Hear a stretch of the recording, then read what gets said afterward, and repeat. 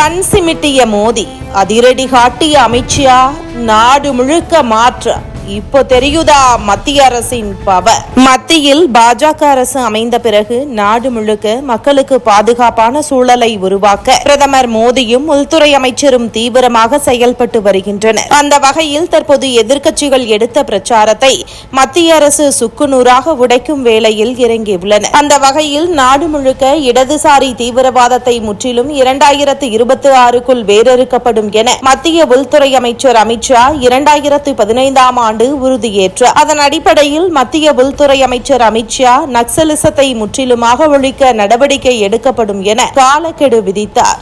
நாடு முழுக்க மாவோயிஸ்ட் வன்முறைக்கு எதிராக பூஜ்ஜியத்தை உருவாக்க வேண்டும் என தொடர்ந்து வலியுறுத்தியிருக்கிறார். மத்திய மாநில அரசுகள் இணைந்த நடவடிக்கைகள், உளவுத்துறை ஆதரவு, மறுவாழ்வு திட்டங்கள் மூலம் இது செயல்படுத்தப்படுகிறது. இதனால் இந்தியாவின் பல மாநிலத்தில் மாவோயிஸ்டுகளின் முக்கிய புள்ளிகள் மாநில அரசின் உதவியுடன் அழிக்கப்பட்டது தொடர்பான செய்திகள் வெளியாகின. அமித்ஷாவின் சபதத்தின் அடிப்படையில் 2025 அக்டோபர் நிலவரப்படி நக்சலிசம் சத்தீஸ்கரில் உள்ள 3 மாவட்டங்களான பிஜாப்பூர், சுக்மா, நாராயண்பூர் ஆகியவற்றில் மட்டுமே அதிகமாக உள்ளன. 2026 மார்ச் 6 அன்று அமித்ஷா இந்த மாத இறுதிக்குள் இந்தியா நக்சலிசத்திலிருந்து முழுமையாக சுதந்திரம் அடையும் என்று தெரிவித்தார். கடந்த 10 ஆண்டுகளில் நக்சலிசம் வெகுவாக குறைந்துள்ளது.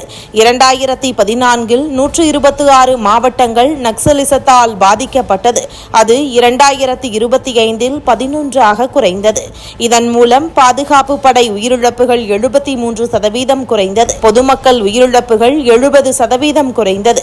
இந்த குறிப்பிட்ட ஆண்டுகளில் மட்டும் பீகார் மற்றும் மத்திய பிரதேசம் நக்சலில்லா மாநிலங்களாக அறிவிக்கப்பட்டன. தெலுங்கானாவில் மாவோயிஸ்ட் அமைப்பு பலவீனமடைந்தது.